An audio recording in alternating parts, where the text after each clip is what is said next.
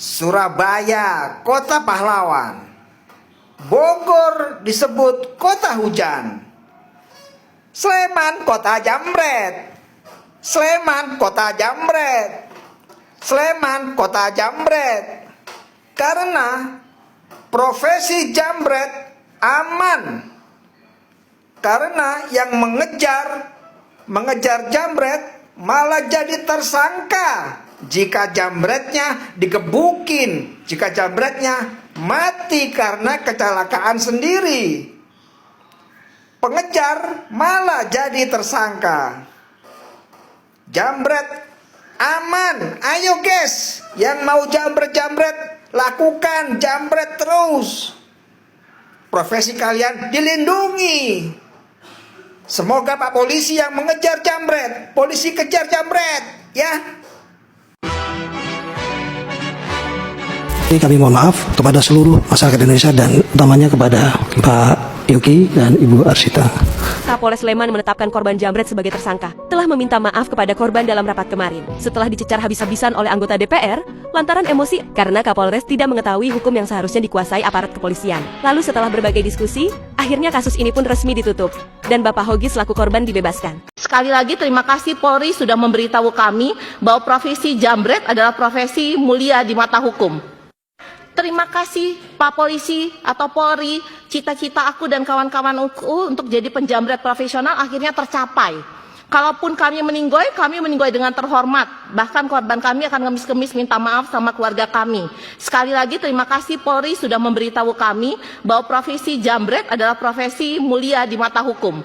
Coba, memalukan kan seperti itu.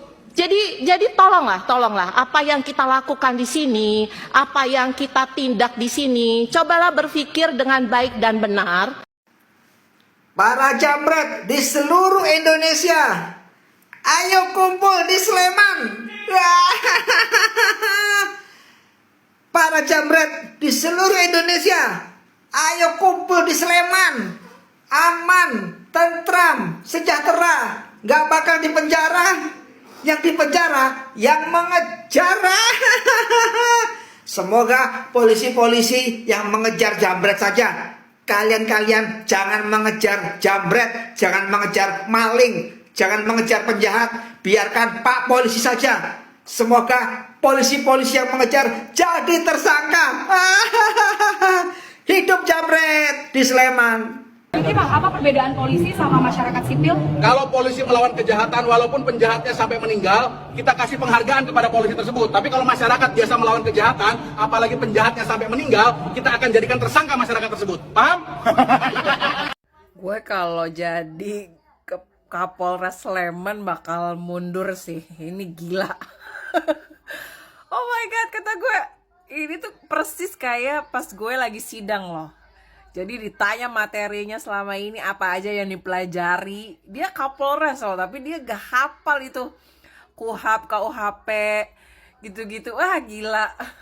Kata gue, ini dari kasus kakak Hogi Minaya itu ya, yang ngebelain istrinya. Jadi dia naik mobil, ketemu istrinya di jalan, istrinya naik motor dan tiba-tiba dijambret. Jadi si suaminya ini ngejer penjambretnya itu loh. Dipepet, naas.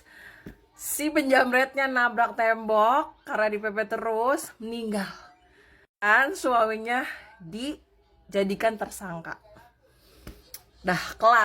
Suaminya jadi tersangka dan ini aneh banget karena suaminya ngebelain istrinya dan dikenakan pasal yang katanya melanggar lalu lintas sehingga menghilangkan nyawa orang lain. Pusingnya polisi tuh Kalau gue ada di situ pun ya, misalnya gue suaminya nih, boro-boro mikirin rambu lalu lintas, yang gue pikirin adalah keselamatan istrinya gitu kan. Boro-boro gitu ya, boro-boro ada polisi di situ sekitar lingkungan situ, boro-boro ngebantuin kita gitu ya. Mana nih penjambretnya? Gak ada.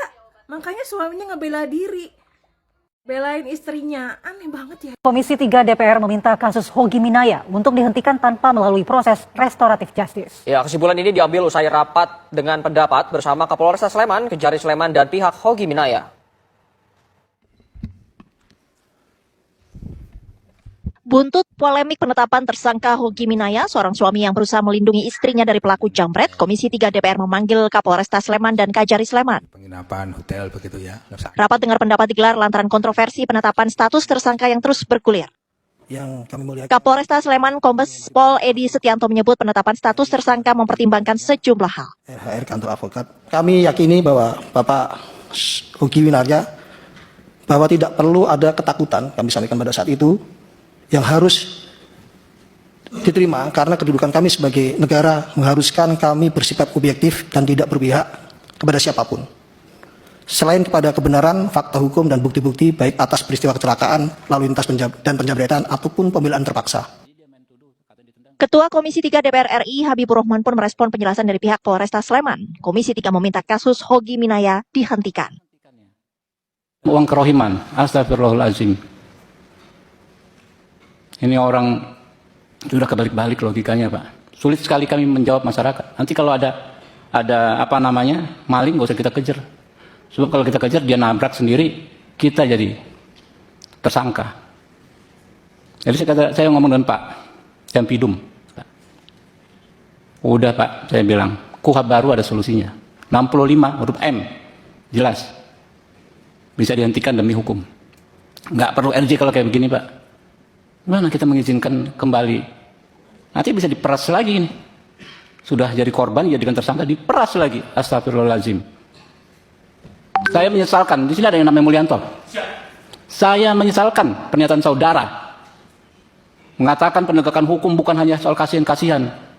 Saudara harusnya pahami betul. Di KUHP baru, pasal 53. Ya, penegak hukum itu mengedepankan keadilan daripada sekedar kepastian hukum. Nggak kembali agar perkaranya selesai, kasih uang udah tutup gitu.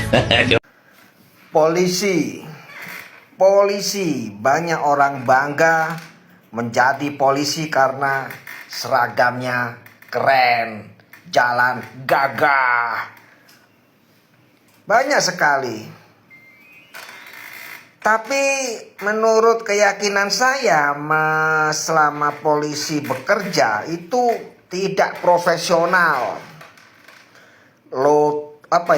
Motonya yang melindungi, melayani, mengayomi itu hanya omong kosong. Sebaiknya menurut saya polisi di bawah Mendagri saja atau kembali ke TNI di bawah Panglima TNI. Tugasnya kerja keliling kampung, keliling rumah-rumah menjaga keamanan. Setiap malam ada polisi keliling. Tidak ada penangkapan orang-orang baik, yang ditangkap banyak orang-orang jahat, jambret, maling. Itu tugasnya polisi. Ya, tidak lagi ada kasus-kasus besar yang polisi tangani, enggak.